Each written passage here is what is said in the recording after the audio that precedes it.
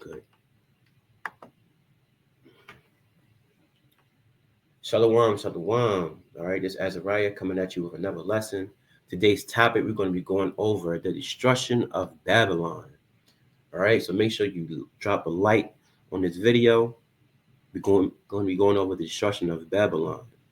All right, because you see the end times is approaching, prophecies coming to pass. So why not get into this, man?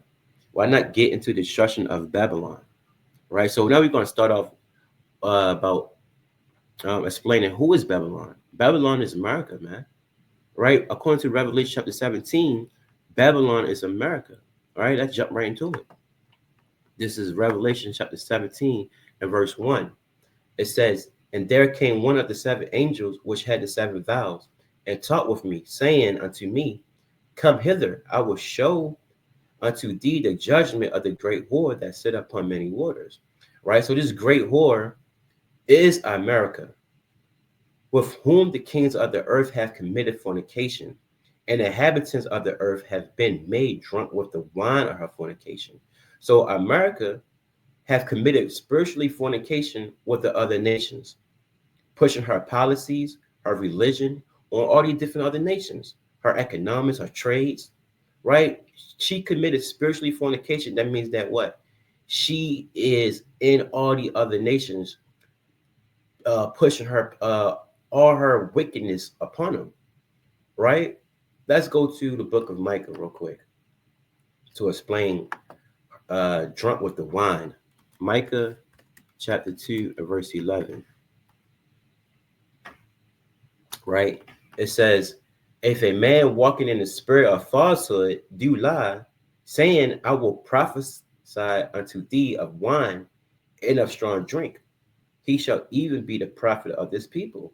So a man speaking in prophecies of wine do lie. So this wine is represent falsehood, represent lying, lies, right? Let's go back to Revelation.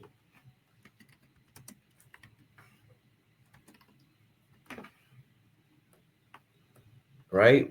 So it says, with whom the kings of the earth have committed fornication, trades, pushing their religion on America. I mean, it's like America pushing their religion on the other nations. You got people in the other nations worshiping the white Jesus now, right? People in these Islamic nations, African nations, um, they worship Christianity. Who did that? America did that. It says, "And the inhabitants of the earth have made drunk with her wine, with her lies," right, of her fornication.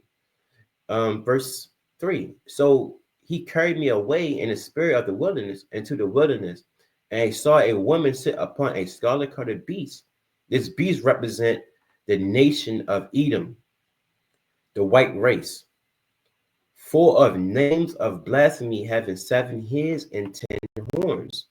Right? So the 7 heads is going into who? The 7 kingdoms, right? You go start from Greece, Rome, Spain, France, Great Britain, Russia, right? All these are the 7 heads. And the 10 horns is going into the European Union, right? That was established, I believe, in the 1900s. Let's get this real quick about the European Unions, right? So this is going into how the other nations join the 7 heads. It says the Treaty of Rome, or the EEC Treaty.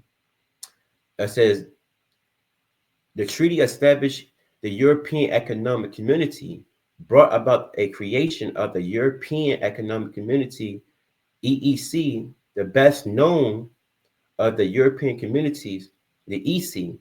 The treaty was signed on March 25th, on 25th March 1957 by Belgium, France, Italy, Luxembourg, and Netherlands, and West Germany, and it came into force on 1 January 1958. Originally, the treaty established the European Economic Community, and now continuing under the name Treaty of the Functioning of the European Union. It remains one of the two most important treaties in what is now the European Union. So you got different countries join in the wickedness of America in the seven hills. Rome, Italy, right? Yeah, Belgium, France, Italy, Luxembourg, Netherlands, Germany, these and as many other countries that's joining now, right? And they established what? The 10 horns. They established the 10 horns. So when you look at the 10 horns, is going to the European Union, right? Verse 4. And it says, um, and the woman was arrayed in color, and arrayed in purple and scarlet color, and decked with gold and precious stones and pearls, having a golden cup in her hand full of abomination and filthiness of America. Sorry, and filthiness of her fornication, Slakia. So America's what? It's saying that this woman is arrayed in purple and scarlet color, decked with gold and precious, meaning that what? America was going to be established as the rich nation, the richest, the wealthiest nation, right? How do America became wealthy? Off her trades, off the things that she's been trading, her imports, her exports, right? America is one of the richest nation because of the trades that she's been having. Um, let's go to this article right here. It says this about the good imports, exports. Let's read. It said the United States is the world's second largest trading nation behind only China, with over 7 trillion of exports and imports of goods and service in 2022. The US, the US has trade relation with more than 200 countries, territories, and regional associations around the globe. The United States is the second largest good exports in the world behind only China. U.S. goods exports to the world total one. It says total 2.1 trillion in 2022, up 17.5%. That's what 307.3 billion from 2021. So America is getting rich off our trade. um, good imports. The United States is the largest good importer in the U.S. Sorry, in the world. U.S. good imports from the world's total 3.2 trillion in 2022, up 14.6%, right? 413.7 billion from 2021. China is a top supplier of goods to the United States, according to the 16.5% of total goods imports. Right, so you got America and China. They going back to head to head. Going head to head with this stuff, man. It says service exports. The United States is the largest service exporter in the world. In 2022, U.S. exports of service were 926 billion, up 16.4% now. That's 130.7 billion from 2021. See, America is increasing every single year. Service exports. United States is the largest service exports in the world. See this? This is how America became rich and filthy, right? In 2021, in 2022, the U.S. said U.S. imports of service were 680.3 billion, up 23.7% now. 130.3 billion from 2021. So you see that America is the richest country in the world off her trades, off the trades and exports and the exports and imports that America does, man. The buying and selling. So this is how America became rich. So when it said the woman was arrayed in purple and scarlet color, and that with gold and precious stones and pearls, right? It's talking about how wealthy America is. It said having a golden cup in her hand full of abomination and filthiness and her fornication. That means what? America's pushing her what?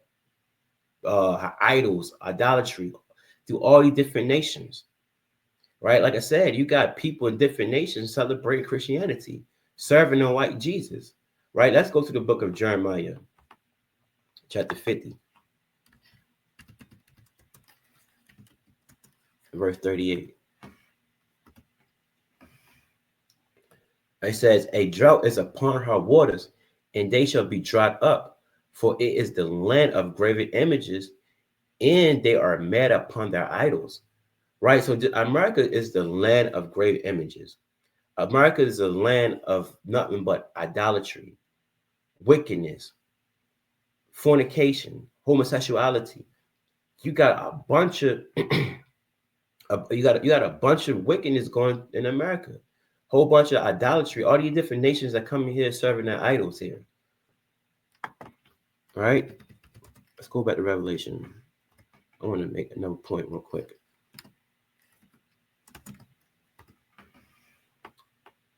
So, verse 4 again. Yeah, how America became rich because of what? Her trades, right? Her imports, exports. Let's go to I want to get Revelation real quick, chapter 18. This is Revelation chapter 18 and I started verse 3.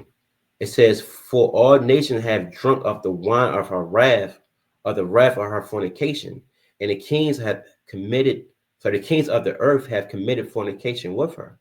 And the merchants of the earth are waxed rich through her abundance of her delicacy. So these nations are waxing rich of the trades, the imports, the exports, the imports and the exports of America.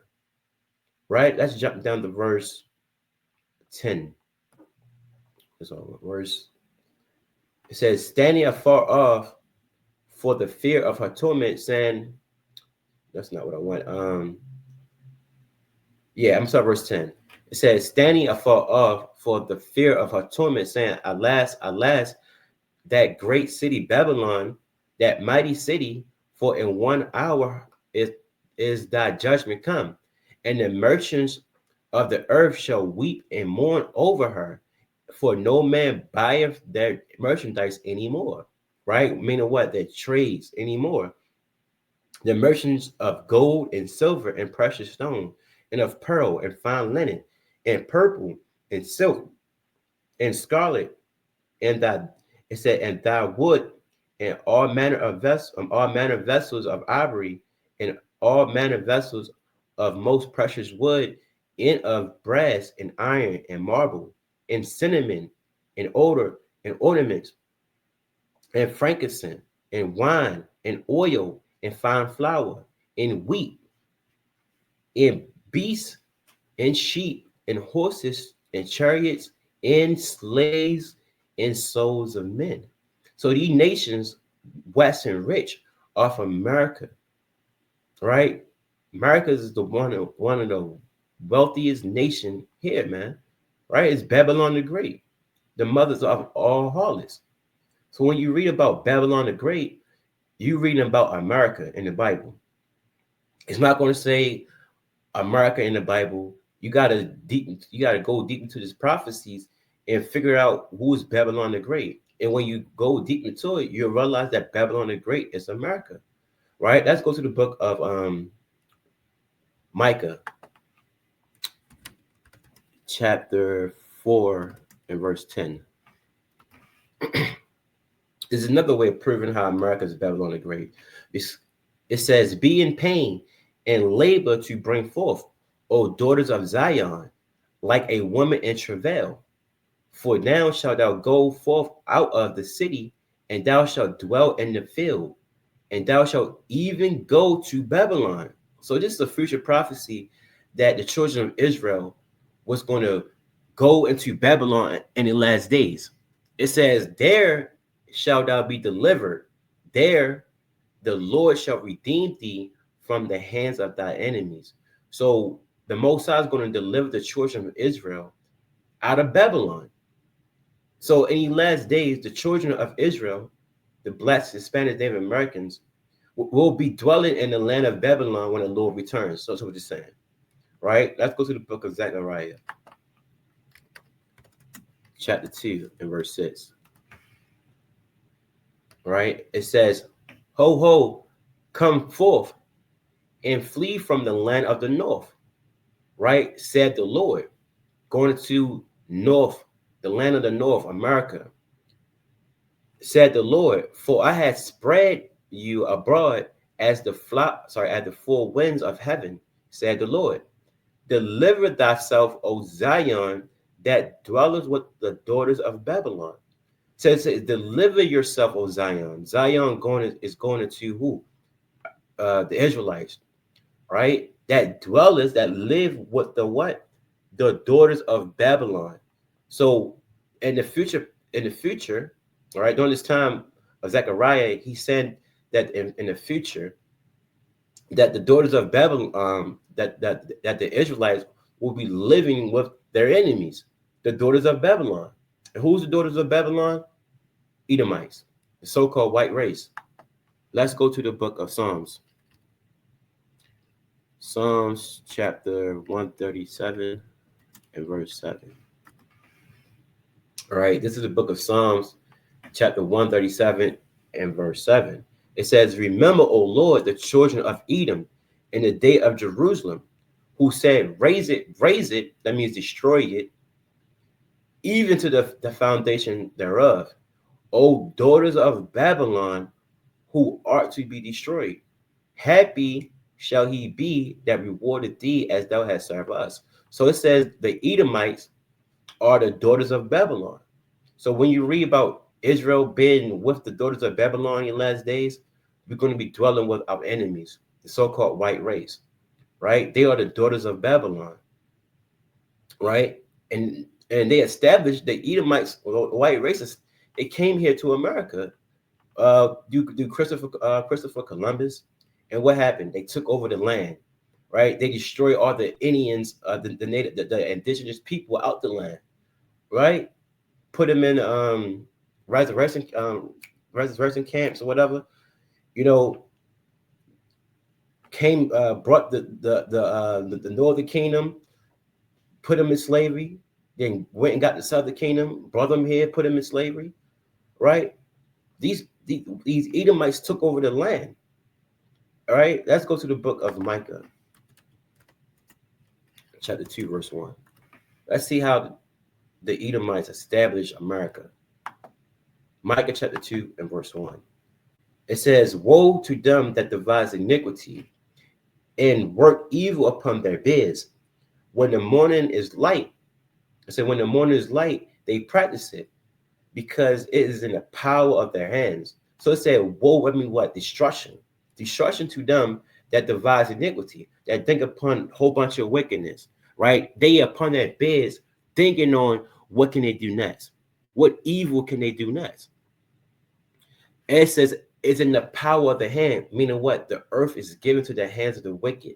That's when you read Job chapter 9, verse 24. It says, verse 2, and they covered fields, right? What do you mean by covered fields? They take over lands, right? They searching what lands they take over next. How you think that the Edomites established America? They came here and genocided a whole race of people, and they took over the land and claim it as theirs, right? And established their religion, put people in slavery, pushed their policies on us, right? It says, and they covered fields and take them by violence. And there was no peace treaties here, man. Right? You white race, they came here and they took over this land by violence, killing a whole bunch of Native Americans. The Mexicans, the Northern Kingdom that was here, right? It says I'm talking about all the Hispanics. It said and make them. It said and take them away. So they oppress a man in his house, even a man and his heritage. Then they oppressed Northern Kingdom here, man. When they was living here, we had the Native Americans and the Hispanics living here. Then they oppressed them, took over their land, took over their houses, took away their food, right? Let's go to the book of Habakkuk. Habakkuk chapter 2 and verse 12. This is Habakkuk chapter 2 and verse 12. It says, woe to him that buildeth a town with blood, right? They built a town through slavery and established a city by iniquity. Then they built this, then they built America on a by the blood of our ancestors, right? On the back of our, on our ancestors. Then they built America without by through slavery, enslaving our ancestors, right? Our ancestors, they built America, right? They built all the things that you see here now, man. Right? They established this America by blood, slaves, killing, genocide, rape, rob, murder. Right? That's how they established America. Let's bring up this article. Right? This talking about the hunger of the trails, the hunger on the trails of tears. Right? This is when they took over the land. It says 1,000 of Native Americans were forced to walk the trail of tears in the 1830s. It says when they were forcibly moved west, many scrambled to hunger. So I mean, many died to hunger and cold of the long journey.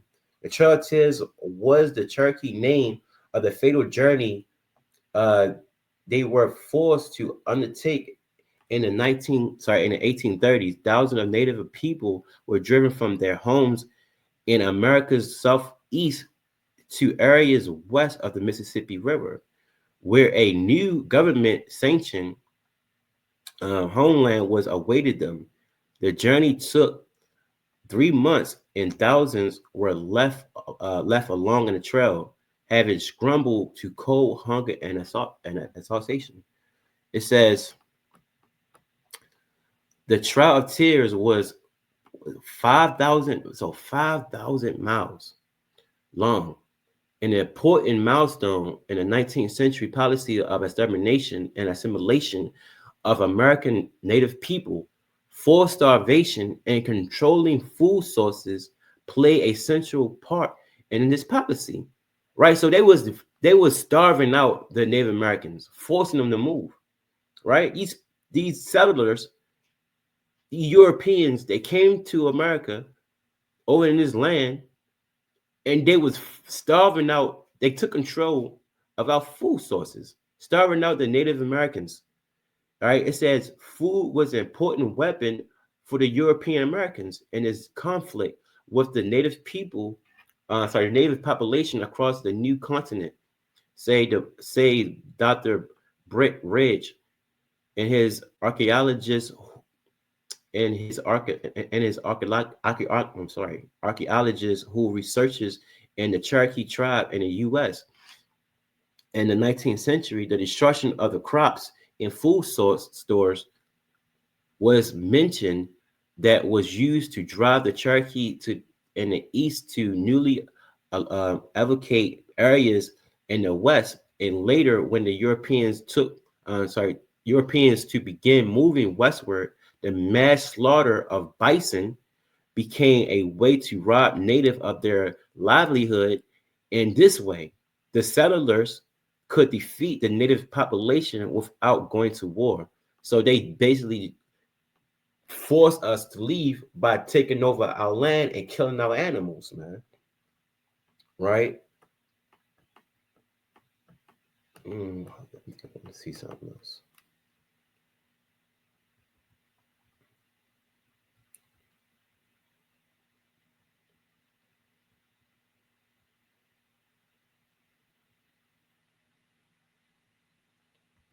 Let me see something.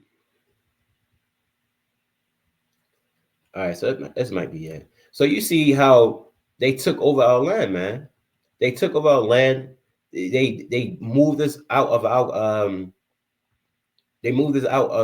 land that we was living in, forced us in reservations, put us in camps, make us walk 5,000 miles, you know, killing out animals, starving us. It said over 1,000 people died during the Trails of Tears, man. So we got to realize that these people is not our friends. These people are our enemies. They came over here, took our land by force, right? It was nothing good that they did. So let's go to the book of Deuteronomy, chapter 28 and verse 33. All right, so Deuteronomy chapter 28.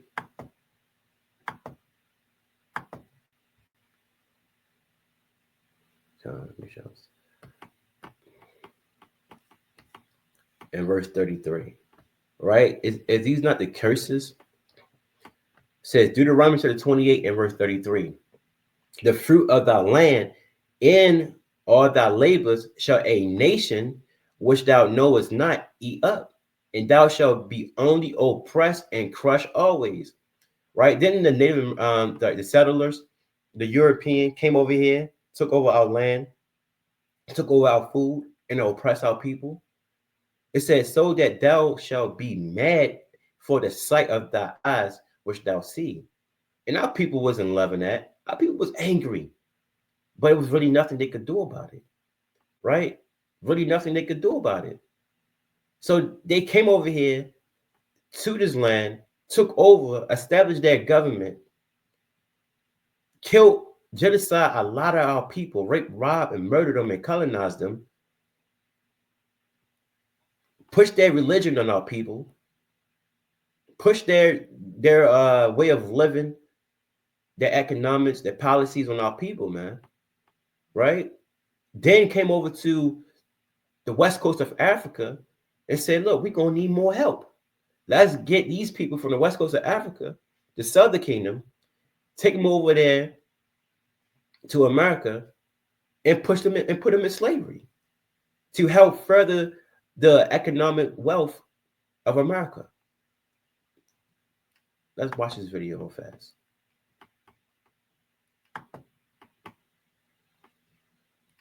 The transatlantic slave trade was one of the darkest chapters in human history, spanning from the 16th to the 19th century. It involved the forced capture, transportation, and enslavement of millions of African men, women, and children to the Americas and Europe. Driven by European colonial expansion and economic greed, this trade devastated African societies while fueling the economies of European powers and their colonies. European traders, in collaboration with local African rulers and merchants, acquired enslaved people through raids, warfare, and trade. These captives were then forcibly transported across the Atlantic Ocean in brutal conditions on overcrowded ships, a journey known as the Middle Passage. Many did not survive the voyage due to disease, malnutrition, and inhumane treatment. Those who did were sold into lives of forced labor on plantations, mines, and households, particularly in the Caribbean, Brazil, and North America. The economic success of colonial plantations, producing sugar, cotton, tobacco, and other cash crops, depended heavily on enslaved labor. European nations, including Britain, Portugal, Spain, and France, built immense wealth from this exploitative system. Meanwhile,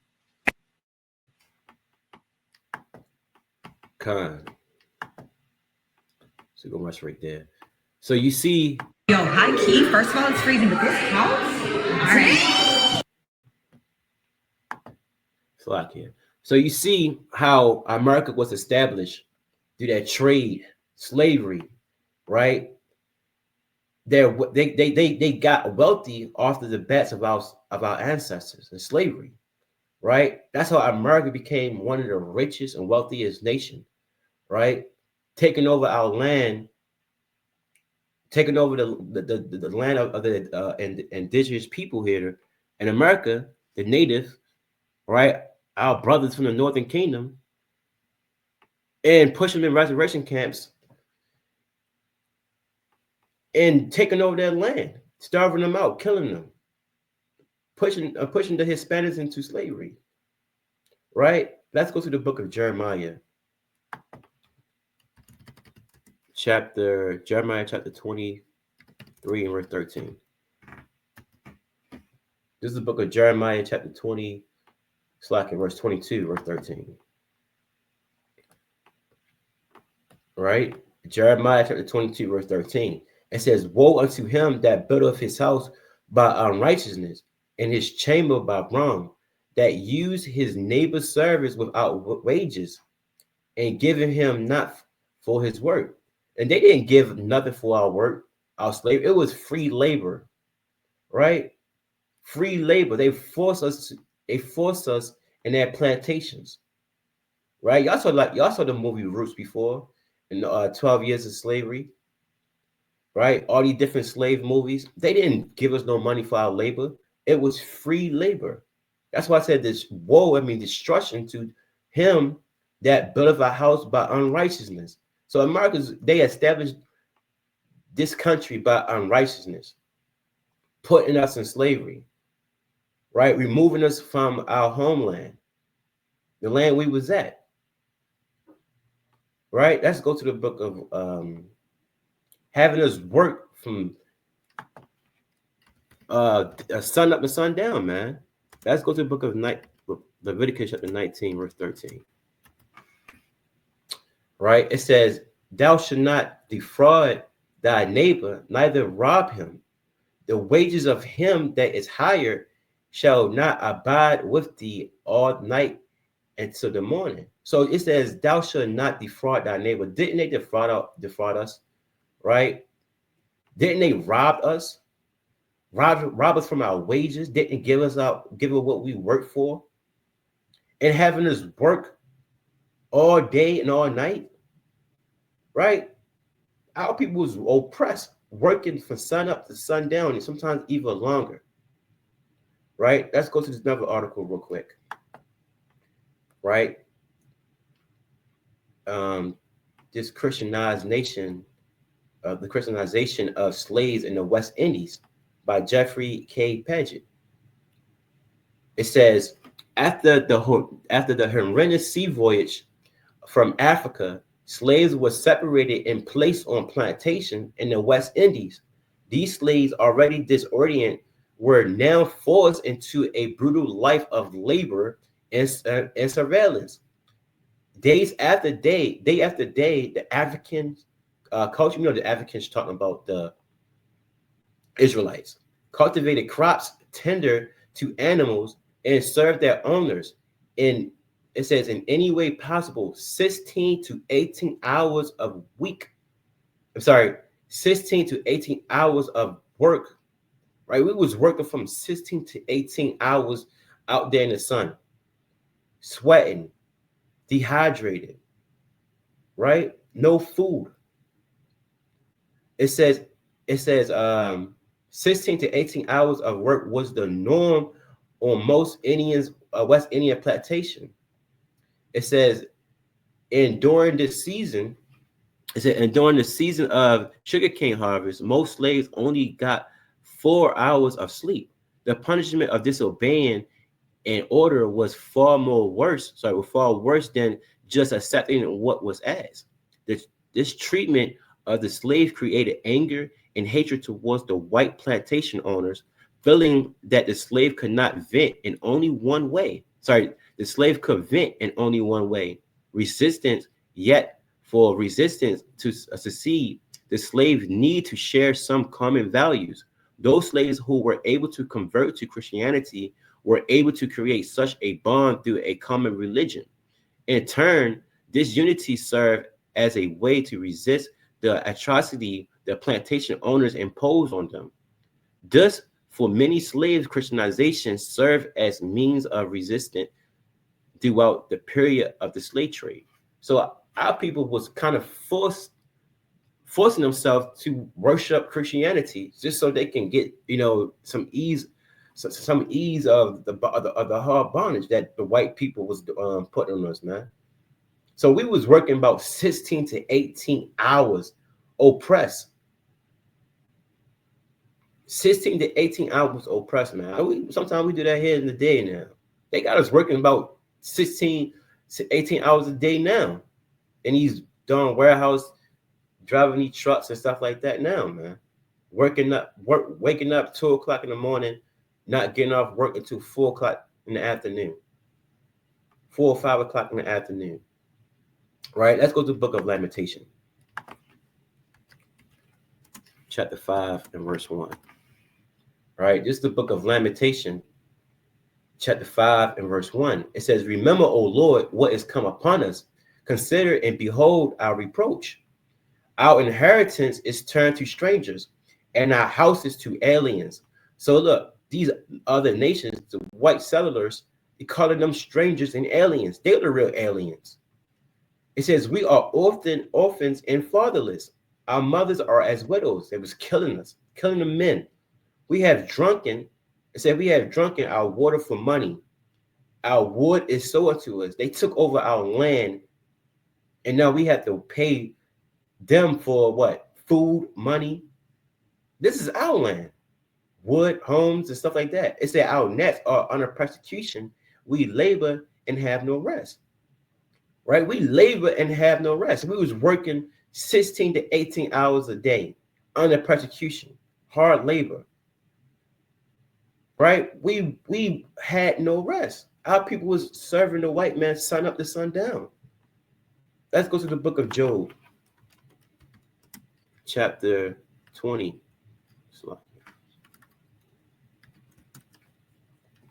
And verse 19. All right, this is the book of Job, chapter 20 and verse 19. It says, because he had oppressed and had forsaken the poor, and who's the poor? We the poor. Right? Who oppresses? The so-called white man, the Edomites. Because he had violently taken away a house which he buildeth not. Didn't they come to our land and took over our possessions? Took over the land that they didn't establish? Our houses that they didn't build? They oppressed the poor. They oppressed the Native Americans, the Hispanics, and the so-called black Americans in slavery, oppressing our people. Let's go to the book of Ecclesiastes, chapter 4, verse 1. And we had no comforter. We had no help. Nobody to help us out, right? We was out here trying to survive on our own under these plantations, right? Trying to survive. Ecclesiastes chapter 4, verse 1. So I return and consider all the oppression that was done under the sun. And behold, the tears are such as were oppressed, right? Didn't we just read about the trail of tears? That how people had to walk, right? It's like, yeah. It says, and they had no comforter, and it was nobody to comfort us, nobody to take that pain off our backs, right? The persecution that the white man was putting upon us. Nobody was trying to save us, right? He says, and on the side of their oppression, there was no power, and we had no might on our hand. Sorry, I read that wrong. I said, on the side of their oppressors, there was power, right? The oppressors, the white people, right? They had power over us. They had the weapons. They had the guns, right? They had the people. They were oppressing us, man.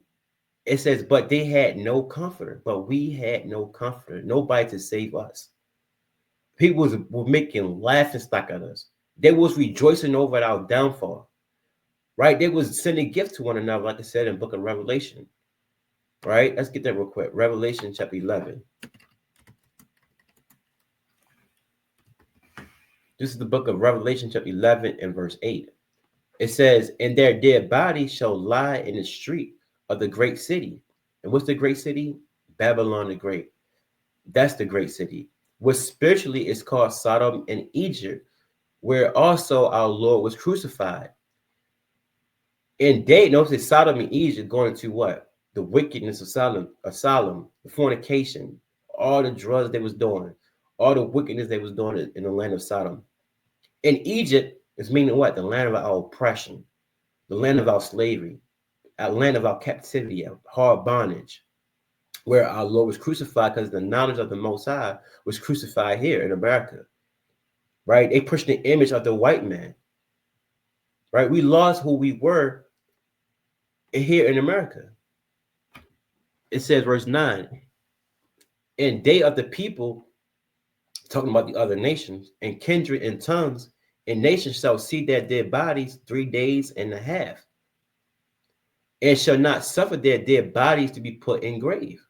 Right? So the other nations saw that we was oppressed, right? Saw all the oppression that we was doing, that we was going through. And they didn't what? They didn't help us. They didn't show no comfort us. They didn't suffer our dead bodies to be put in grave. They didn't try to wake us up to let us know who we were, right? They let us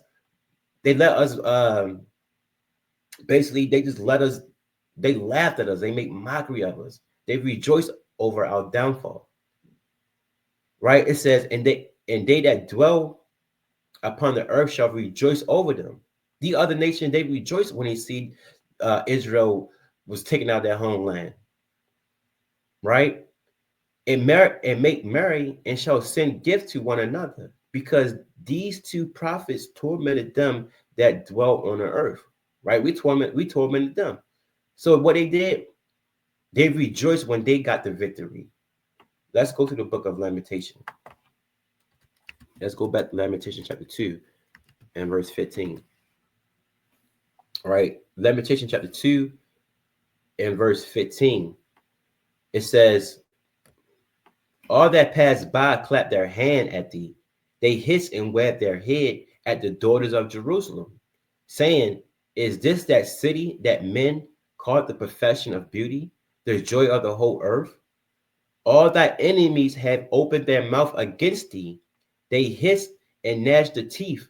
They say, we have swallowed her up. Certainly, this is the day that we look for. We have found, we have seen it. So this is the day that they look for, right? That they was waiting for, to take over our land, to kill us, to put us in slavery. They make mockery over us, over our downfall, right? This is the day that they look for. They was waiting for this time, this opportunity to oppress our people, to put us in slavery, right? We serving them today in this land right now, not in hard bondage, but we still serve them today. Who owns this land? Who owns your jobs, right? This land is run by the government of white people. Presidents, right? The elites. Let's go to the book of Nehemiah, chapter 9 and verse 36. All right, this is Nehemiah chapter 9, verse 36. It says, behold, we are serving this day, right? We still service here in America. You might not think that we're not service because you're still walking in the land of darkness, right? Your eyes are blinded from the truth. Wake up and you realize that we are still being oppressed. Didn't Trump is pushing the DEI, the ICE to oppress the Northern Kingdom, the Hispanics? Right? We're still being oppressed now. What you want to think is going to happen to the so-called black people? Right? We next.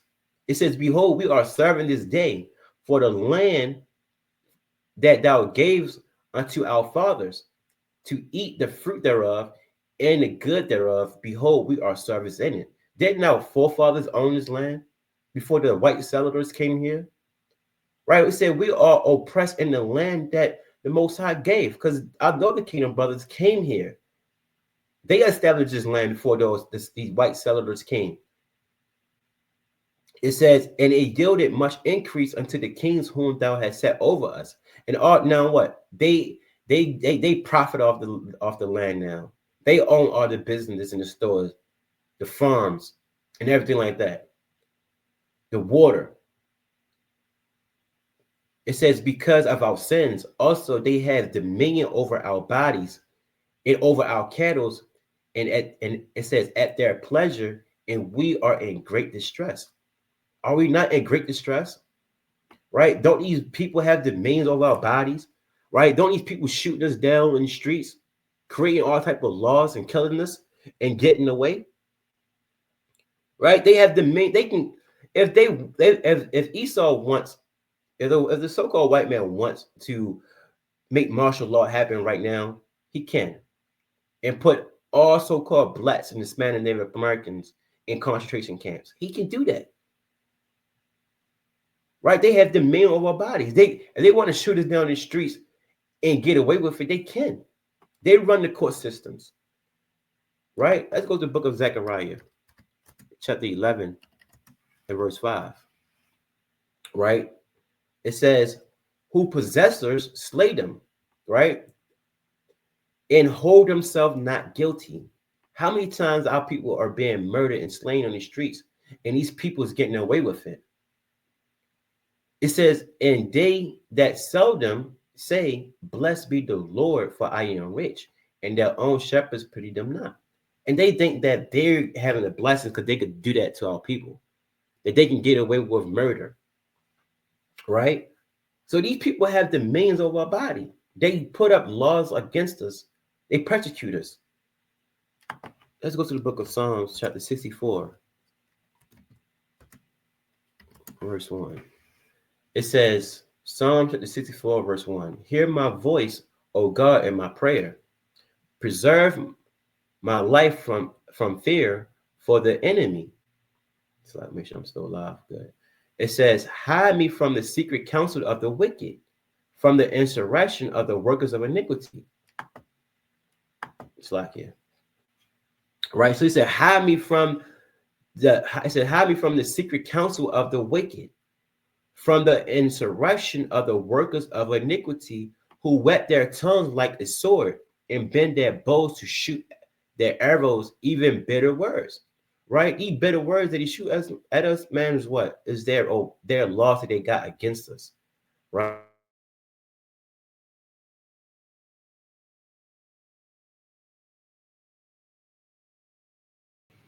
Computer, I guess, it just be messing up on me. So let's go back to Psalm chapter 64 and verse 1.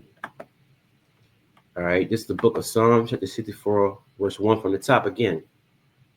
Hear my voice, O God, in my prayers. Preserve my life from the fear of the enemy.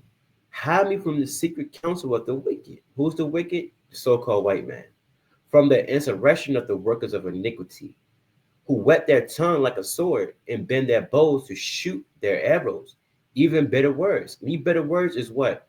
Laws that goes against the Israelites, right? That they may shoot in secret at the perfect, right? And they set up these councils, right, against the Israelites, right? Suddenly do they shoot at him and fear not.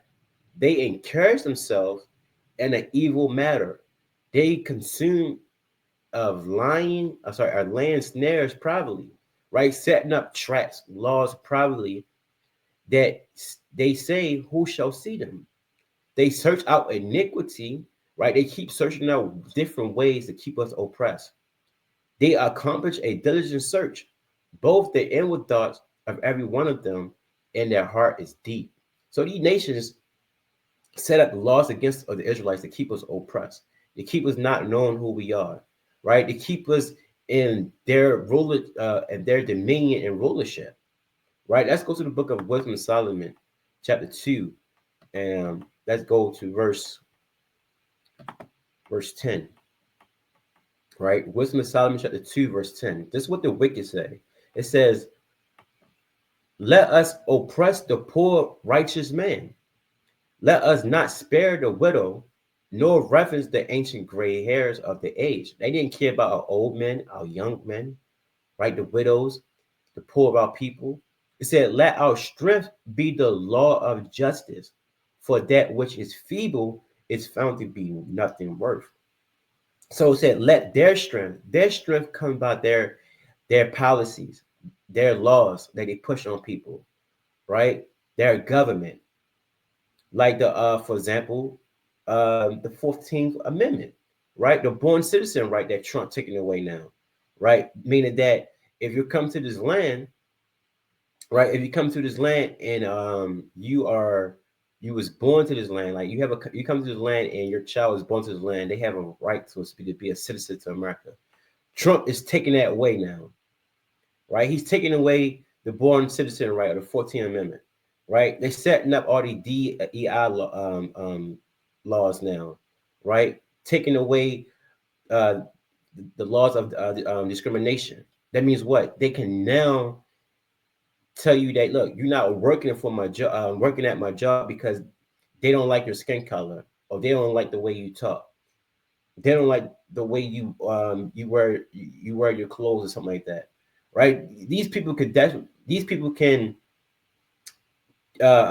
fire us off of the discrimination rights now. That means that if we say we can't work on the Sabbath, right? They can fire us now. Well, we don't need you here if you can't work on Saturdays, right? It doesn't matter for your religion, none of that now, right? They setting up laws against us, right? They know that we're not supposed to work on the Sabbath, but what they going to do? They're going to fire us, man. That's what's going to happen. These Edomites is pushing laws against us, right? They're making laws and taking to oppress the Hispanics and put them back in the land they came from, right? Back to Puerto Rico, right? Back to Jamaica, northern side of the kingdom, right? These people is getting deported, right? The deportation laws. These are the laws that the Edomites is pushing now, right? That Trump got going. Let's go to the book of Isaiah chapter 10 and verse 1. Right? So they got these discrimination laws. They got laws to oppress our people. The deportation laws. The laws that go against the 14 Amendments. It's a lot of laws that Esau is now changing to continue to oppress our people. Right? This is Isaiah chapter 10, verse 1. It says, woe unto them that decree unrighteousness decree, and that write grievousness which they had prescribed. So these unrighteousness decrees are what? Unrighteous laws to continue to oppress us, to turn aside the needy from judgment, right? And the needy are the Israelites, the so-called Black, Hispanic, Native Americans, and to take away the right from the poor of my people. So we have no rights, no say so here in America. That widows may be their prey, and that they may rob the fatherless, right? So they set up laws against the against the Israelites, right, to continue to oppress us. Let's go to the book of Psalms, chapter 37.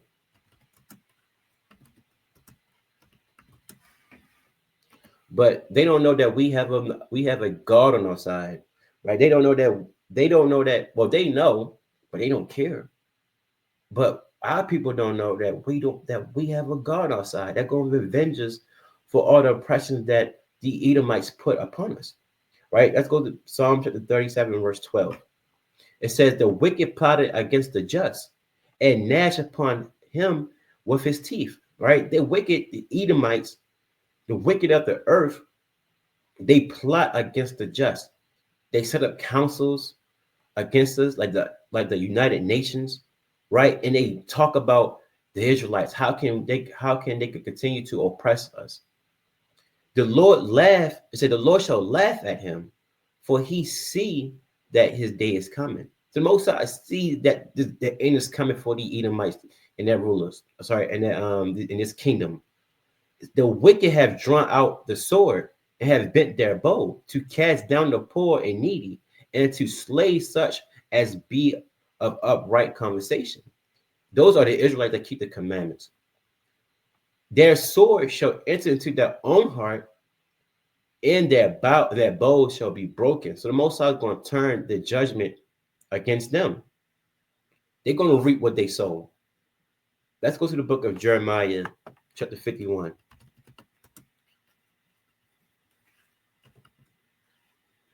And verse, what's this, 48? This is Jeremiah 51 and verse 48. It says, then the heavens and the earth and all that is therein shall sing for Babylon, for the spoilers shall come to her from the north, said the Lord. As Babylon had caused the slain of Israel to fall, so at Babylon shall fall the slain of all the earth. Right? So Babylon, so that how these Edomites and here in America is killing and raping, robbing the Israelites here, it says same thing is going to happen to them. They're going to fall the same exact way. The Most High is saying that he's going to put them down because what they're doing to the Israelites, his people. All right, let's go to the book of Isaiah. And how you going to take them down? By the other nations. Isaiah chapter 14, verse 3. Right, this is Isaiah chapter 14 and verse 3. And it shall come to pass in the day that the Lord shall give thee rest from thy sorrow and from thy fear and from the hard bondage wherein thou was made to serve. So the Lord gonna give the Israelite rest, right? And the day that he gonna in the day that of our salvation, we're gonna have rest from all the hard bondage, the slavery that we was made to serve. That thou shalt take up this proverb against the king of Babylon and say, how have the oppressor ceased and the golden city ceased? Right? Remember, we read in Revelation that this woman had a golden cup in her hand, right? This golden cup is what? Filled with abomination, oppression, wickedness. Babylon said, how have the oppressors is the so-called Edomites in America ceased? All right, how have the oppressors ceased and the golden city ceased? The Lord has broken the staff of the wicked and the scepter of the ruler. So Most High is going to destroy this kingdom. It says, he who smote the people in wrath, because Babylon been smoked the other nations in wrath, pushing their policies upon everybody and all the nations. People in China is celebrating Christmas, right? Worshiping white Jesus. It says, who smote the people in wrath with a continual stroke. He that ruled the nations in anger is persecuted and none hinder. And America been ruling other nations in anger, right? Killing a lot of other nations, killing a lot of these people, dropping bombs on different nations. It says, who made the earth slacking. So it basically it said, who made the earth? I said, the earth is at rest and it's quiet. They breaking forth and singing. So when Babylon is destroyed, these nations are going to be glad, right? The Most High is going to get these nations to destroy Babylon, right? You don't think these nations is going to be mad of all the persecution that America pushed on their land, right? People in Iraq and Iran. You think these people ain't mad what Babylon doing to their countries, and Russia pushing sanctions against America? America pushing sanctions against Russia, right? Helping to genocide the Gaza and the Palestinians, right? So these nations are mad. Let's go to the book of Habakkuk, chapter 2 and verse 5. All right, this is Habakkuk chapter 2, verse 5. Yea, also because he transgressed by wine, he is a proud man, right?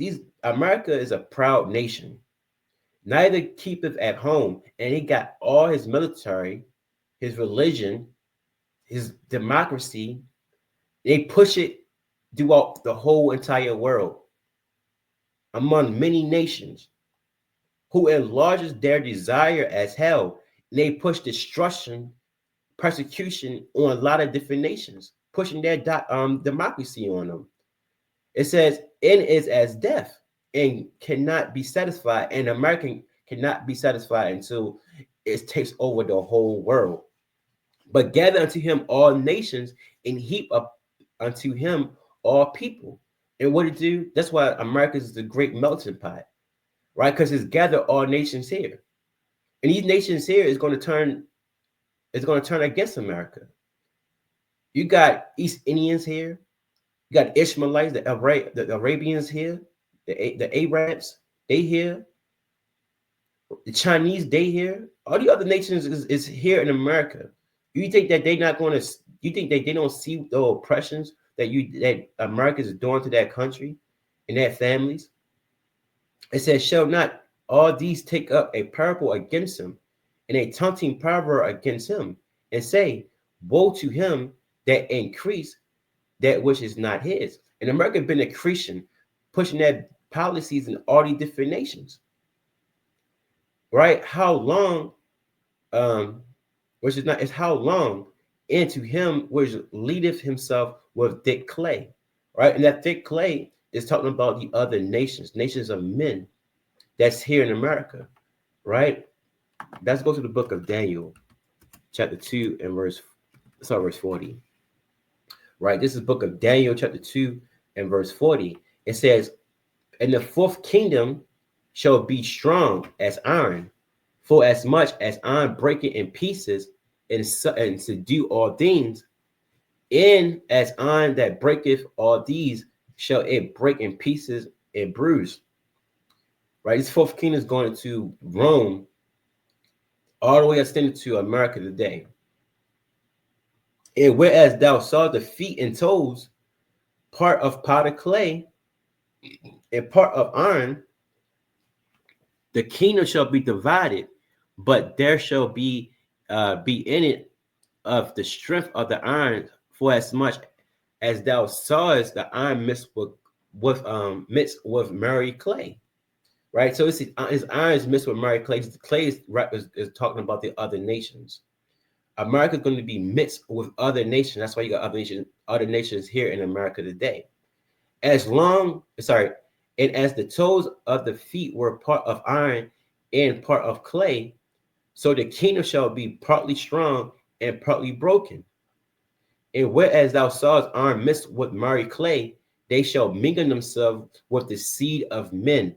America is mingled with the seed of men, but they shall not cleave one another, even as iron is mixed with clay. It looks like iron is can't be mixed with clay, so America cannot mingle themselves with the seed of men or the other nations here. So basically, these other nations is going to rise up against America in these last days. It says, in the days of these kings shall the God of heaven set up a kingdom which shall never be destroyed. This talking about when Christ returns.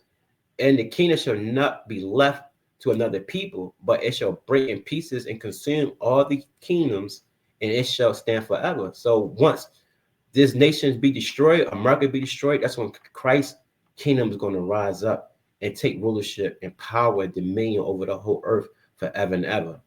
Let's go back to Habakkuk chapter 2. Let's jump down to verse 15. It says, woe unto him that give his neighbor drink, that putteth thy bottle to him, and maketh him drunken also, that thou mayest look on their nakedness. So woe to him, destruction to him. So America been pushing their democracy on different nations, right? You got people in these Islamic nations talking about worshiping Christianity now, when they were supposed to be worshiping Allah. You got that woman being rebellious to that husband now. That woman is putting on pants, right? That woman was dressing in dresses and modest and being modest. You know, but now you got that woman here in America also dressing how they want to dress. You know, the other nations, they forgot their heritage, and they come here and they forget their heritage of where they come and how they grew up, right? And then now they live in freely of how they want to dress now in America, because America don't care. All right, America been pushing that democracy, making these other nations in Africa pushing that homosexuality and that laws here, and saying, well, if we don't worship white Jesus and serve out democracies and stuff like that and our policies, right, we're going to make you a third world country. We ain't gonna push no trades. We're going to sanction your country, and you become a third world country. So what these nations do, they are forced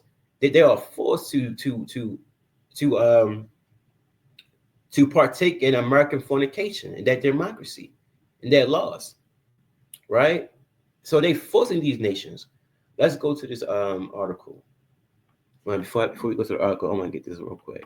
It says that he may look on their nakedness. That's the nakedness talking about sin.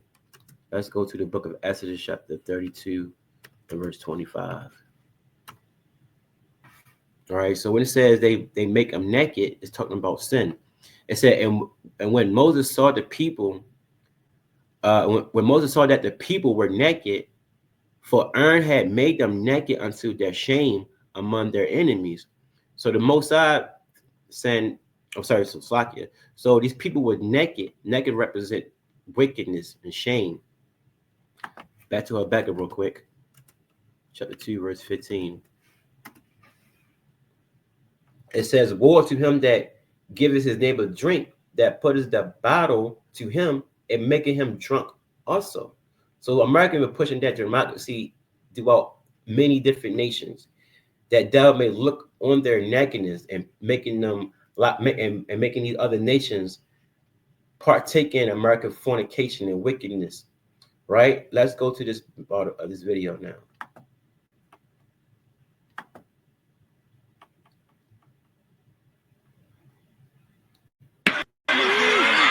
We could sure use a miracle right about now.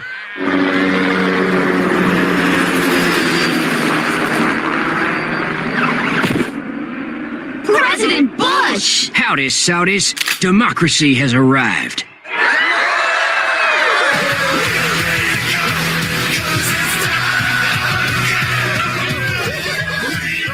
Look, pushing that religion. Let's go back real quick. Look, pushing that religion, Christianity on different nations of people, pushing pants, dropping pants. A lot of these different nations didn't wear American clothing, making them drunk. You see that? Giving them beer bottles. Talk. It's making them drunk off their religion.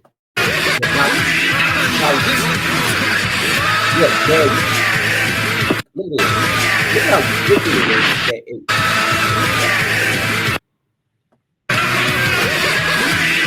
As ladies and women taking off their clothes. Like, this is what America pushed in America. This is what their democracy pushing in America, right? You got people from different countries coming here and partaking in American fornication and wickedness, right? No women, not models no more. Models no more. They pushing their religion here on these different nations. Looks like I got here just in time. Hey, it's snowing! Look, Mr. President, teacher says every time a bell rings, an oppressive autocracy Pushing their holidays on different nations, Christmas. gets freedom. That's right. That's right. Attaboy, Clarence. Look, you got all these different nations celebrating Christianity. It said mission accomplished. So the mission was what? America pushing their democracy on a lot of different nations. Got all these different nations now partaking in the wickedness of America.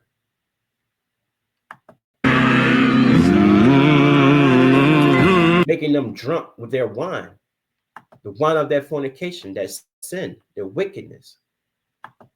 So that's how America is forcing these nations to be drunken with their religion, telling their women that you can come to America and you can take off that modest dress, and then you become whores and strippers and do whatever you want to do, put on pants, right? Let's go back to Habakkuk chapter 2 and start at verse 7. It says, shall they not rise up suddenly that shall bite thee, and a weight that shall vex thee, and thou shalt be for booties unto them? That means going to be spoils on them. These nations are going to be mad. When the Most High wake these nations up to realize who they are, right?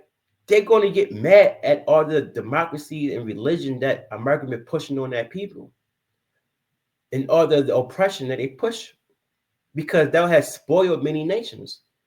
All the remnant of the people has spoiled thee because of men's blood, and for the violence of the land, of the city, and all that dwell therein. So America is going to be destroyed within. These nations are going to see, and they're going to be mad at all the wickedness that America has been pushing on that people, the bombs that they've been dropping on their homeland, right? Having that people run away from that religion and now serving that democracy and Christianity. All right, let's go to the book of Jeremiah. Jeremiah chapter 51, verse 11. It says, make bright the arrow, gather the shield. The Lord hath raised up the spirit of the kings of the Medes for his devices against Babylon. And the kings of the Medes is going to the Arabian countries to destroy it, because it is the vengeance of the Lord, the vengeance of his temple. So these Arabians are going to destroy Babylon. It says set up the standard upon the walls of Babylon, make the watch strong, set up the watchmen, prepare the ambush, for the Lord have both devised and done that which he spake against the inhabitants of Babylon. For thou that dwellest upon many waters, abundant in treasures, because America is the richest nation, thy end is come, in the measure of thy covetousness. Right? It says thy end is coming. The Lord of hosts has sworn by himself, saying, surely I will feed thee with men. And he feed thee with men is that thick clay that we read in Habakkuk, right? It's that thick clay. It says, I will feed thee with men as with caterpillars, and they shall lift up and shout against thee. So they're going to lift up and shout against thee. They're going to come together and destroy America, right? Do you think these nations not mad? Watch you. How many bombs did Obama drop in any different nations before he left office? Right? You think these nations didn't see that? You think they're going to just let that go? You think they ain't plotting right now? They done killed their families, their cousins, their mothers, their sons and daughters. America dropped bombs and killed a lot of their people. All right? Let's go to this article quick. How many bombs did United States drop in 2016? Let's jump down to this one. It says, in President Obama last year in office, the United States dropped 26,172 bombs in 7 countries. This estimate is undoubtedly low, considering reliable data is only available for airstrike in Pakistan, Yemen, Somalia, and Libya in a single strike. According to the Pentagon's definition, can involve multiple bombs in commissions. In 2016, the United States dropped 3,028 more bombs in one more country, Libya, than 2015. Slovakia. It said most 24,287 were dropped in Iraq and Syria. This number is based on the percentage of total coalition airstrike carried out in 2016 by the United States in Operation Inherent Resolve, OIR. The Encountered Islamic State campaign, the Pentagon published a running count of bombs dropped by the United States and its partners, and we found data for 2016 using ORI public strike release. And this handy tool, using this data, we found that in 2016, the United States conducted about 79%, 5,904 of the coalition airstrike in Iraq and Syria, which together total 7,473 of the total 30,743 bombs that the coalition dropped. Then the United States dropped 24,287, 79% of the 30,743. So America been dropping bombs in all these different lands. They don't drop bombs in all these different lands in 7 countries, right? Of the Islamic states, the Islamic countries. Now you think these people, like these people here in America, their families got killed because of that. And you think they just forgot? Right? These people at these gas stations, these people that you see every single day, you think that they just gonna let that go? Right? And let America get away with it? No, when the time is coming, they're gonna rise up and destroy Babylon from within. Right? Let's go to the book of Isaiah, chapter 13. And let's see what I want. Isaiah chapter 13, and let's start at 13. It says, therefore I will shake the heavens, and the earth shall remove out of her place, in the wrath of the Lord of hosts in the day of her fierce anger. And it shall be as a chased roe, and as a sheep that no man taketh up. They shall, it said, they shall every man turn to his own people and flee everyone into his own land. Right? Talking about during this time of World War III, a lot of other nations going to flee to their own land. Right? During all the destructions and all hell started to break loose. Everyone that is found shall be thrust through, and everyone that is joined unto them shall fall by the sword. Everyone is joined to who? America, the Edomites, is going to be thrust through. Their children also shall be dashed into pieces before their eyes. Their houses shall be spoiled, and their wives ravished. Right? It said their wives going to be ravished here in America. Their children are going to be dashed into pieces. And who's going to do this? It's going to be the other nations. Right? Verse 17. Behold, I will stir up the Medes against them, which shall not regard silver, and as for gold, they shall not delight in it. So these other nations are going to come up and destroy America. And they don't care about your money. They don't care about how much money you got or you trying to give them. Right? They're going to destroy the people here in Babylon. Right? Say he's going to stir up the Medes to do it. Their bow shall also dash the young men to pieces. So men to pieces, and they shall have no pity on the fruit of the womb. Right? To a woman with child. Their eyes shall not spare children. And they're going to be killing a lot of people, man. It says in Babylon, the glory of kingdoms and the beauty of the Chaldees, excellency shall be as the Most High God overthrew, as when the Most High God overthrew Sodom and Gomorrah. And it shall be, it says, it shall never be inhabited, neither shall it be dwelt from generation to generations. Neither shall the Arabians pitch tent there.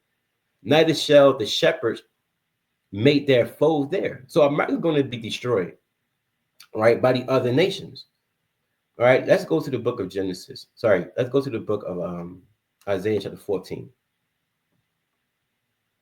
So the Most High is going to stir up the Medes to go against Babylon. So Babylon is going to fall. All right, Isaiah chapter 14, verse 12. It says, how art thou fallen from heaven, O Lucifer, son of the morning? Just talking about Babylon. Lucifer is like a like barrier, right? Because a lot of wisdom come from Babylon, right? That's why a lot of people they like to come to America, right? Thinking that this is the place of the land of the free, right? We're filled with wisdom and knowledge, right? The wealthiest country. They like to come here. This is like a light bearer. America is like what nations run to. It says, son of the morning, how art thou cut down to the ground, which did weakest the nations? America weakened a lot of nations by their democracy. For thou hast said in thy heart, I will ascend unto heaven. I will exalt my throne above the stars of God. I will sit also upon the mount of the congregation in the sides of the north. So he said, look, I will ascend unto heaven. What do you mean by ascend unto heaven? That means that they're going to be exalted, that strength going to be exalted. Let's go to the book of Jeremiah. Let's explain this real quick. Jeremiah chapter 51 and verse 53. This is the book of Jeremiah chapter 51 and verse 53. It said, though Babylon shall mount up into heaven, as though she shall fortify the height of her strength, yet from me shall spoilers come unto her, said the Lord. So it says Babylon is going to mount up to heaven and fortify the height of their strength, right? That pride, right? They're going to be the strongest nation. America today is one of the strongest, mightiest nation. That's how America is up to heaven. Let's go back to Isaiah chapter 14.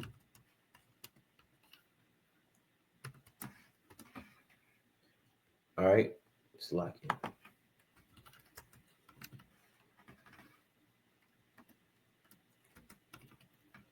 Isaiah chapter 14 and back at right. So verse 13. For thou hast said in thy heart, I will ascend unto heaven. That means what? They're going to be the most powerful nation. I will exalt my throne above the stars of God. What's the stars of God? Right? The stars of God are the Israelites. Right? Let's get that in Genesis chapter 37 and verse 9. This is the book of Genesis chapter 37 and verse 9. This is about Joseph's dream. And he dreamed yet another dream and told it to his brethren and said, behold, I have dreamed a dream more. And behold, the sun and the moon and 11 stars made obstinate to me. 11 stars is going to the Israelites, the 12 tribes, right? And he told it to his father and to his brethren, and his father rebuked him and said to him, what is this dream that thou hast dreamed? Shall I and thy mother and thy brethren, right? Because Joseph had 11 brethren, indeed come to bow down ourselves to thee and to the earth, right? So the 11 stars is talking about, the stars of God is talking about the Israelites. Back to Isaiah chapter 14, and we was at 13. Right? It says, let's read this again. For thou hast said in thy heart, I will ascend up to heaven, right? I will exalt my throne above the stars of God. I will send my strength and be the mightiest nation. And I will put this, it said, I will put my throne above the stars of God. I mean, what? Their rulership, their dominion over the Israelites and put us into slavery. It says, I will sit upon the mount of the congregation. The congregation is talking about the Israelites in the sides of the north. Where it at? North America. I will sit above the heights of the cloud. I will be like the Most High. So they want to be like the Most High, right? That's why they push their religion here. They make Christ a white man. They make the Most High a white man, right? They push their laws, right? They had dominion over our people, right? They want to rule the whole earth. They want to be like the Most High, right? So this is what America do, right? It says, yet thou shalt be brought down to hell, meaning what? In captivity, the grave, the bottom, to the sides of the pit. That they, it said that they that see thee shall narrowly look upon thee and consider thee, saying, is this the man that made the earth to tremble? Right? That did shaking kingdoms, right? And they're gonna look at them like, is this the people that made the whole earth to tremble and rule over the nations of the people?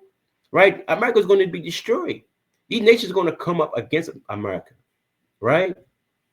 Let's go to the book of Isaiah chapter 47 and verse 1. Right? Babylon is going to be destroyed. It says, Isaiah chapter 47 verse 1, it says, come down and sit in the dust, O virgin daughters of Babylon. Sit on the ground. There is no throne, O daughters of the Chaldeans.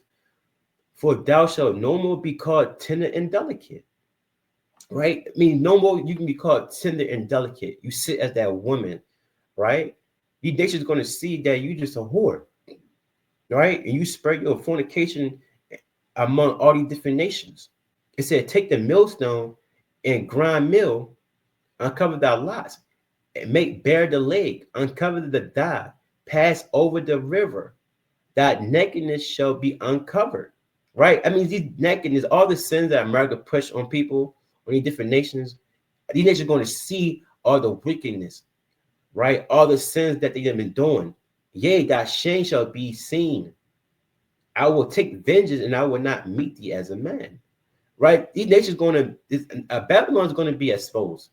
Babylon is going to see, people are going to see the nakedness of America, their wickedness, all the things they've been doing. Right? Let's go to the book of Nahum.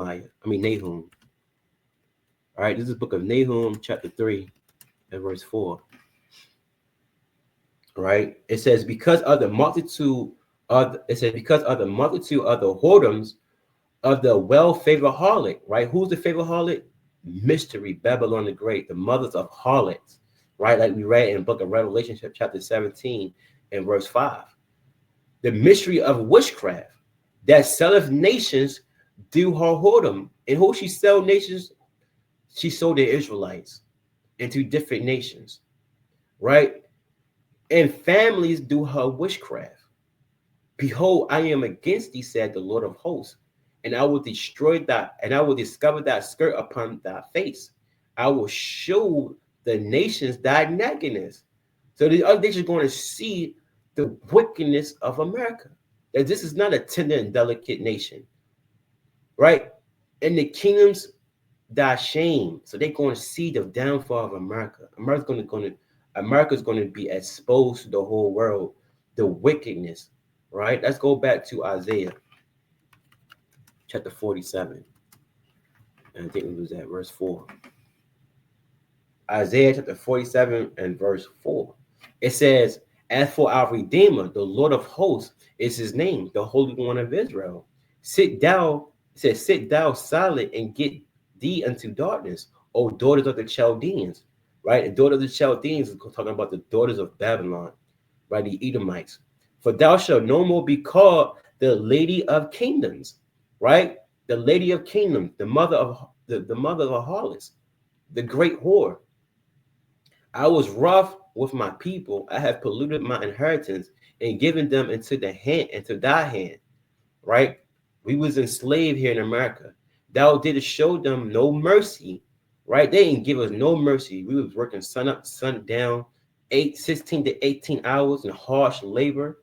Upon an ancient, thou has heavily laid thy yoke. They didn't care about the old men, the young men. They destroy us, right? Now we don't know who we are. And thou saidest, I shall be a lady forever. They think that they're going to be this world greatest power forever that can't be touched.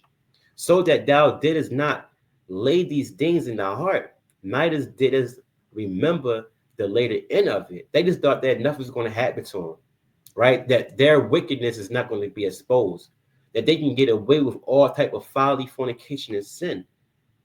Therefore, hear now this, thou that art grieving to pleasures, that dwellest carelessly, that sayest in thy heart, I am and none else beside me. Didn't the Most High said that? He said, I am and none else beside me. Babylon is saying the same thing, that they can't be touched. There is nobody that can compare to their dominion and rulership and power. All right? It says, I shall not sit as a widow, meaning that they can't be destroyed. Neither shall I know the loss of children, thinking that this city can't be bombed, right? People can't come here and destroy America. But these two things shall come into thee in a moment in one day. The loss of children, widowhood, they shall come upon thee in their perfection. For the multitude of thy sorceries, and for the great abundance of that enchantment. For all that wickedness, Babylon is going to be destroyed. For thou hast trusted in thy wickedness, thou hast said, none seeth me. They think that nobody can see the wickedness that they've been pushing, that democracy they've been pushing. But like we said, Babylon is going to be exposed of all that witchcraft and wickedness they push on different nations. Thy wisdom and thy knowledge, it have perverted thee. And thou hast said in thy heart, I am and none else beside me, and puffed up with pride. Therefore shall evil come upon thee. Thou shalt not know from whence it rises. In mischief shall fall upon thee. Thou shalt not be able to put it off. And desolation shall come upon thee suddenly, which thou shalt not know. So America is going to be destroyed. By who? These other nations, right? Let's go to the book of 2nd Esdras. 2nd Esdras chapter 15. And let's see which one I want. 2nd Esdras chapter 15. Slovakia. Let's just hit this button. And I think verse 40. That's our verse 40. All right, this is 2nd Esdras chapter 15 and verse 40. All right, Slovakia. 2nd Esdras chapter 15 and verse 40. It says, the great and mighty clouds, right? It's talking about the great and mighty clouds. It's talking about the fighter jets of different nations, right? The great and mighty clouds shall be lifted up full of wrath. in the stars, that they make so that they may make all the earth afraid, in them that dwell therein, and they shall pour out over every high and element place a horrible star. Talking about that what? ICBM missile, right? That nuclear missile, fire and hell, and fleeing swords, and many waters, that all fields may be full, and all rivers with abundance of great waters. And they shall break down the cities and walls, mountains and hills, trees of the woods, and grass and the meadows, and corn, and they shall go steadfastly to Babylon. So these days are going to be destroying. When World War III happened, right? And it said these great and mighty clouds. I mean, these fighter jets and stuff like that, right? They're going to be destroying each other in World War III, right? And they said they should go steadfastly unto Babylon. That means what? They're going to stop fighting each other. They're going to come to Babylon and make her afraid, right? These fighter jets and these other nations is going to come to Babylon, right? They shall come to her and besiege her. The star and all her wrath shall they pour out upon her. They're going to be blowing Babylon up, man, with missiles. Then shall the dust and smoke go up unto the heavens, and all they that be about her shall bewail her.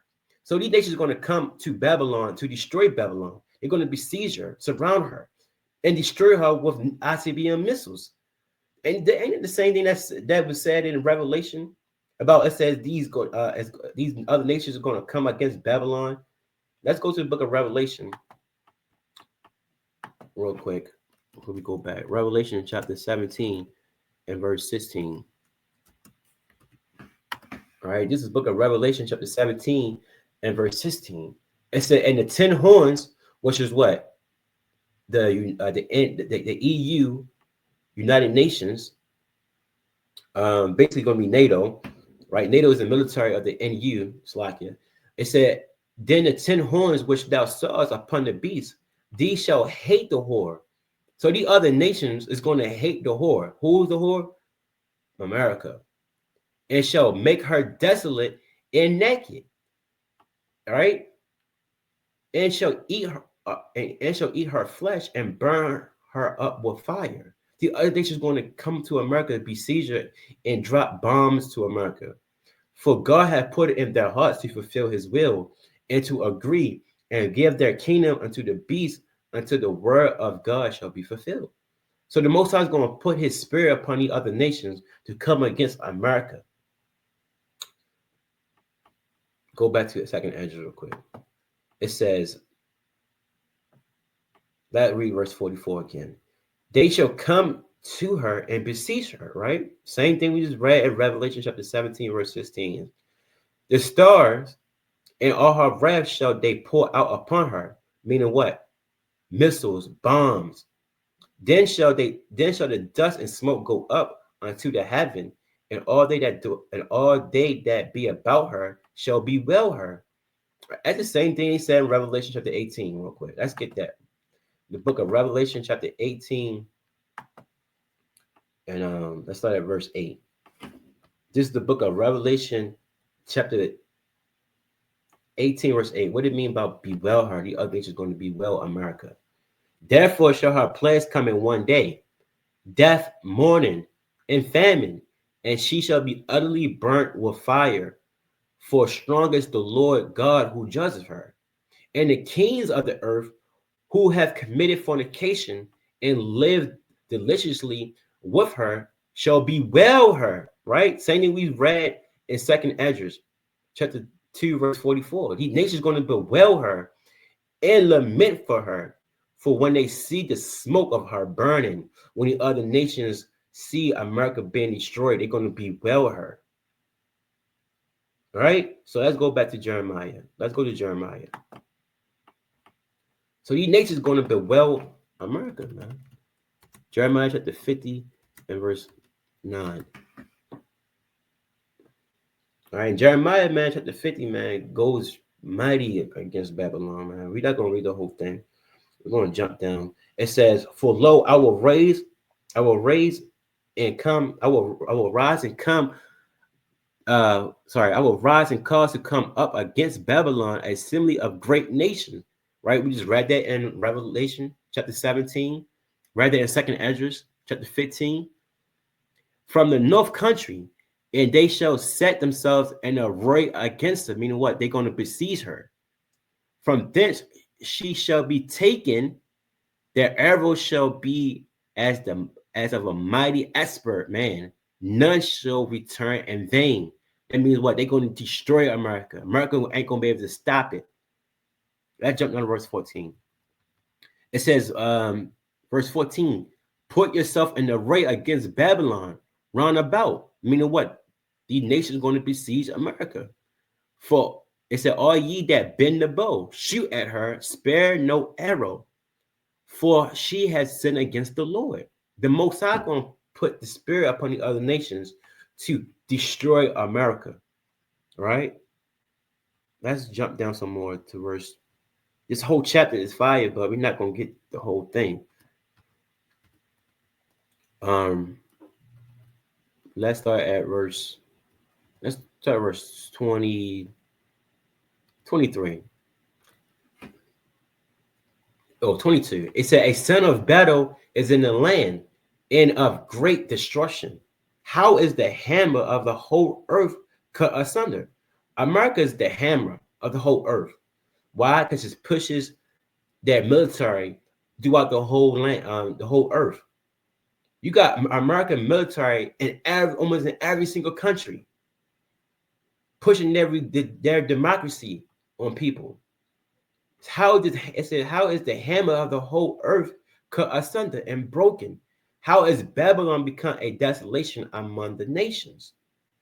"I have laid a snare for thee, and thou art also taken, O Babylon, and thou was not aware. Thou art found, and also caught, because thou hast strived against the Lord." Because you had strived against the Lord. It's like it. Where was that? Verse 25. "The Lord hath opened his armory and have brought forth the weapons of his indignation. And for this the work of the Lord of God of hosts is in the land of the Chaldeans. Come against her." It's like for you pop-ups. "Come against her from the utmost border. Open her storehouses, cast her up as heap, and destroy her utterly. Let nothing of her be left." Right? It said, "Let nothing of her be left." Nothing's going to be spared here in America. Everything's going to be destroyed. It said it also Revelation. Let's go to the book of Revelation real quick. Chapter 18 and verse 21. This is the book of Revelation, chapter 18 and verse 21. It says, "And a mighty angel took up a stone like a great millstone and cast it into the sea, saying, Thus with violence shall that great city Babylon be thrown down, and shall be found no more at all." Then it said that there's nothing left, nothing's going to be left. It says it's going to be thrown down and shall be found no more at all. So America's going to be destroyed completely. Let's go to Malachi. Chapter 4, verse 1. It says, Malachi chapter 4 and verse 1. "For behold, the day come that shall burn as an oven, and all the proud, yea, it's like it. It said, all the proud, it says, let's read it again. "For behold, the day cometh." Hold on.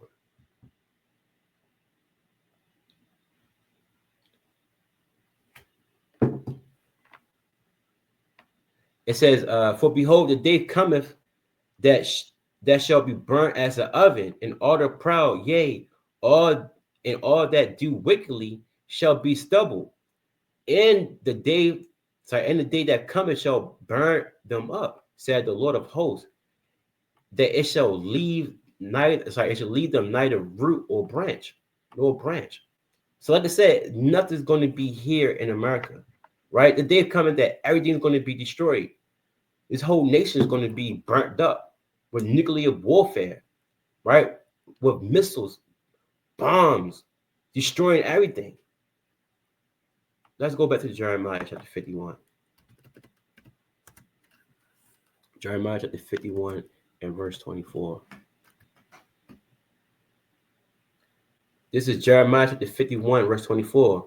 And I will render unto Babylon and to all the inhabitants of the Chaldea all their evil that they have done in Zion in your sight, said the Lord. So the Most High is going to destroy Babylon for all the evil that they've done to the Israelites. The Most High is going to destroy it. Behold, I am against thee, O destroying mountain.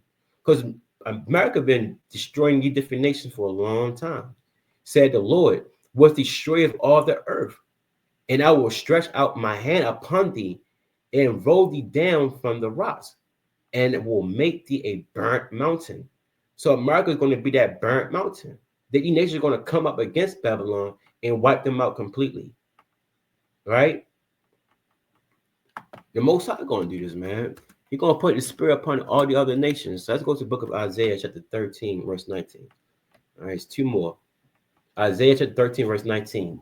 In Babylon, the glory of kingdoms, the beauty of the Chaldeans' excellency shall be as when the Most High overthrew Sodom and Gomorrah. Right? Then we read that earlier, that Babylon going to be destroyed, just like how Sodom and Gomorrah was destroyed. With nuclear bombs, right? When the Most High rained fire down from heaven and destroyed Sodom and Gomorrah, same thing was going to happen to Babylon. These other nations are going to come and send that nuclear bombs, the ICBM missiles, and destroy America completely. Let's go to the book of Baruch, last chapter, last one. Baruch chapter 4. All right, let's get to Baruch chapter 4 and verse 31. This is Baruch chapter 4 and verse 31. It says, miserable are they that afflicted thee, and rejoice at thy fall. Right? Miserable means America's going to be miserable because they afflicted the Israelites. Miserable are the cities which thy children serve. Didn't the children serve here in Babylon in slavery? Miserable is she that received thy sons. As for she, rejoice at thy ruin. Didn't they rejoice at our ruin when we read Revelation chapter 11, verse 8 on down? And was glad of thy fall. Right? Did we read that in Lamentation chapter 2, verse 15 on down? So shall she be grieved for her own desolation.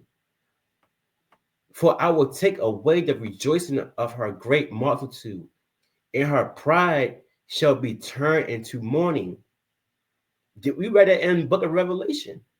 They could say death, hell, and mourning going to come to here. It's going to come to Babylon.